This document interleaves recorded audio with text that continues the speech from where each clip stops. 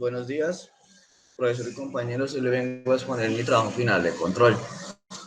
Soy el estudiante Andrés Afanador, Ingeniería Eléctrica. La materia es dada por el docente Nelson Jesús Londoño. Entonces, para el primer punto nos pidían analizar el comportamiento de cada uno de los siguientes circuitos, además de definir el rango de operación de la frecuencia. Este era el circuito 1, se hizo a través de análisis de malla. Ese es el circuito 2, se hizo a través de análisis de nodo. Y el último, el circuito 3, se hizo a través de análisis de malla también. Entonces, haciendo el análisis en el primer circuito, llegamos a la siguiente función de transferencia. No se va a explicar el análisis porque el video sería muy largo. Con la función de transferencia, a través de la herramienta MATLAB, podemos sacar el diagrama de Bode, que es el de acá. ¿Qué nos dice el diagrama de Bode? Que cuando llega una frecuencia de 10 radianes sobre segundo, este llega a una magnitud de menos 3 decibeles. Menos 3 decibeles es una disminución considerable en el voltaje de entrada, de salida, en comparación al voltaje de entrada. Cuando ya llega a los 100 Hz, se podría decir que el voltaje de salida va a ser despreciable si comparamos con el voltaje de entrada. Analizando el comportamiento del siguiente circuito, llegamos a una ecuación de segundo grado, por lo cual el circuito es un filtro pasivo de segundo grado. Este circuito tiene un diagrama de Bode correspondiente al que está acá. ¿Qué se puede decir? Que este llega a una magnitud de menos 3 decibeles cuando el circuito está en 10 a la 6 Hz. ¿Qué quiere decir esto? Que en 10 a la 6 Hz el circuito disminuyó su magnitud de una manera considerable en comparación al de entrada. Ya cuando tengamos 10 a la 7 Hz, este va a tener una voltaje de salida despreciable en comparación al voltaje de entrada. Si analizamos el comportamiento del tercer circuito, llegamos a la siguiente función de transferencia. Con esto podemos sacar el diagrama de Bode. Al igual que el circuito anterior, el circuito número 3 llega a los menos 3 decibeles en una frecuencia de 10 a la 6 Hz. Razón por la cual en 10 a la 7 Hz este va a tener una voltaje de salida despreciable en comparación al voltaje de entrada. Esto es una magnitud de menos 20 decibeles en 10 a la 7 Hz. Diseñando los filtros de primer orden activos con ganancia respectivo a los circuitos originales. Esos fueron los circuitos que se diseñaron.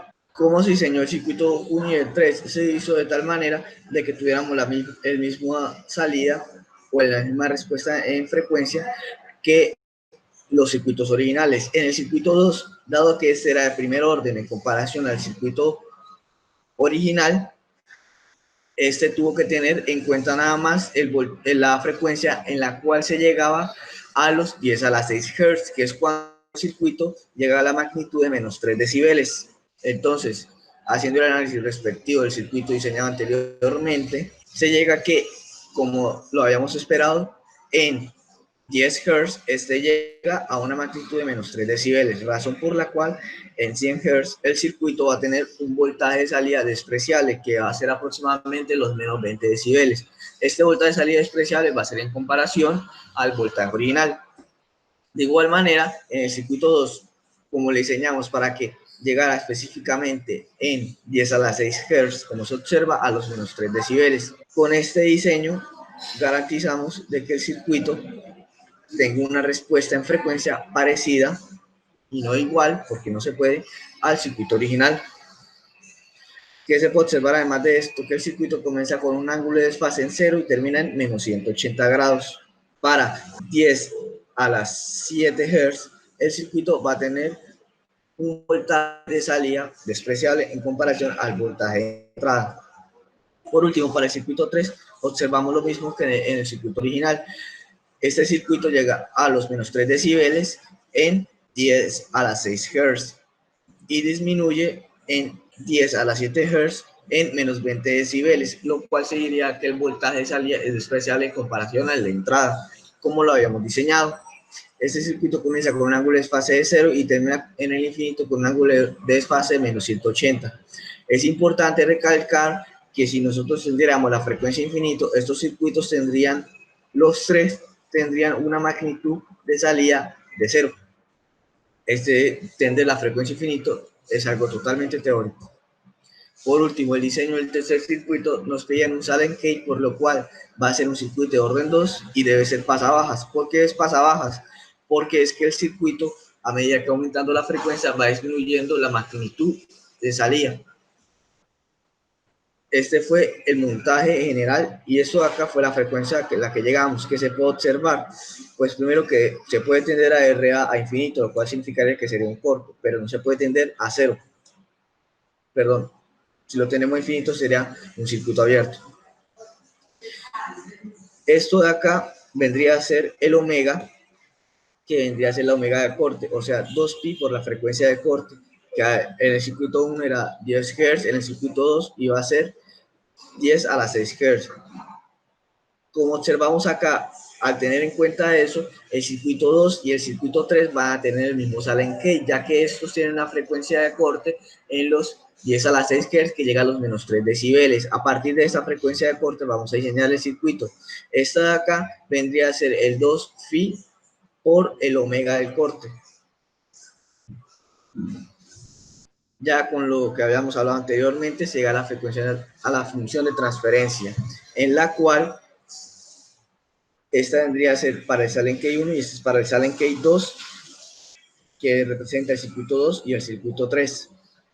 Con esta función de transferencia nos dedicamos a graficar. Como se esperaba, este circuito llega a los 10 Hz con una magnitud de menos 3 decibeles. Comienza con un ángulo de fase en 0 y termina con un ángulo de fase de menos 180 grados.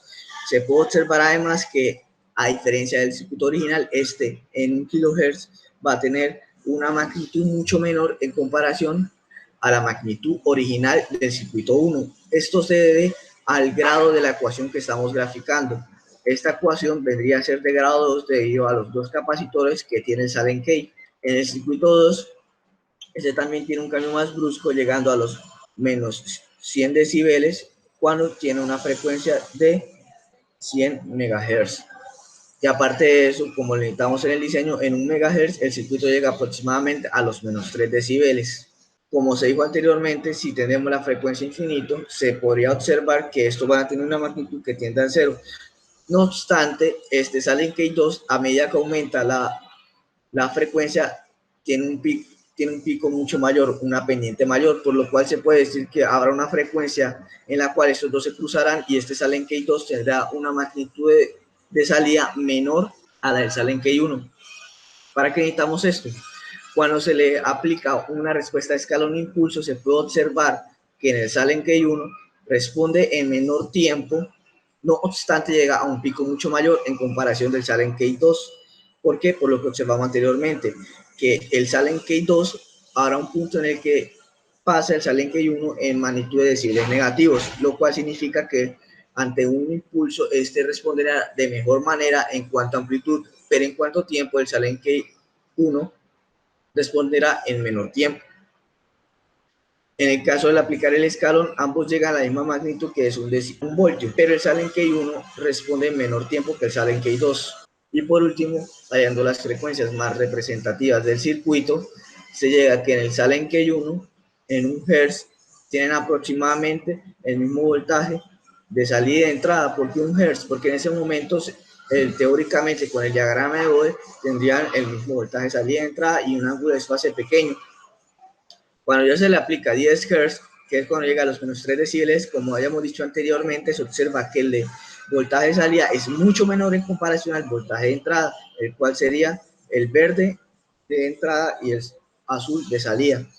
Y además que va aumentando su ángulo de desfase. Y por último, cuando se llega a los 100 Hz, como se observa acá, el ángulo de desfase es mayor y la magnitud con la que sale el voltaje de salida es mucho más menor en comparación al de entrada. Para el Sallen Key 2 se puede observar que en 100 Hz es técnicamente lo mismo el de entrada y el de salida. En efectos teóricos, en prácticos, siempre se va a perder un poquito por el amplificador operacional. Además de esto, también se observa que en 10 a la 6 Hz, cuando llega a los menos 3 decibeles, como se ha dicho anteriormente, el voltaje de salida ha disminuido considerablemente al voltaje de entrada. Y por último, para los 10 a los 8 Hz, el voltaje de salida es despreciable en comparación al voltaje de entrada. Algunos análisis de los resultados. Entre más baja sea la frecuencia a la que responde el circuito, este se dispara el ruido en un menor tiempo. No obstante, la magnitud con la que le disipa dependerá de qué tanta pendiente tenga el circuito, como se había observado anteriormente, en la cual el Silent Case 2, a pesar de que responden 10 a la 6 Hz, este disipa con una menor magnitud de lo que le disipa el Silent Case 1, que es a los 10 Hz, que llega a los menos 3 decibeles. Entre más alto sea el grado del filtro, más rápido es capaz de disminuir. Esto lo pudimos observar en este punto, donde el Silent Case 1 llega a una magnitud de menos 80 en 1 kHz, o el Silent Case 2 llega a una magnitud de menos 110 decibeles en 100 MHz, en comparación del circuito activo, del circuito pasivo, perdón. Tercero, que nada más llega a una magnitud de menos 40 decibeles, cuando llega a los 10 a los 8 Hz. En efectos prácticos es mejor trabajar con capacitores y amplificadores operacionales que inductores por costo y tamaño. Es obvio que los inductores van a ocupar mucho más espacio que un amplificador operacional y unos capacitores. Además de esto, que los amplificadores operacionales y los capacitores suelen ser más económicos que los inductores. En la práctica, como yo lo pude observar a la hora de simular en el Spice, pero no se graficó porque ese no era el fin, toca tener en cuenta la saturación de los amplificadores operacionales, porque estos, al ser idealizados, no se comportan de igual manera en la práctica. Muchas gracias por su atención.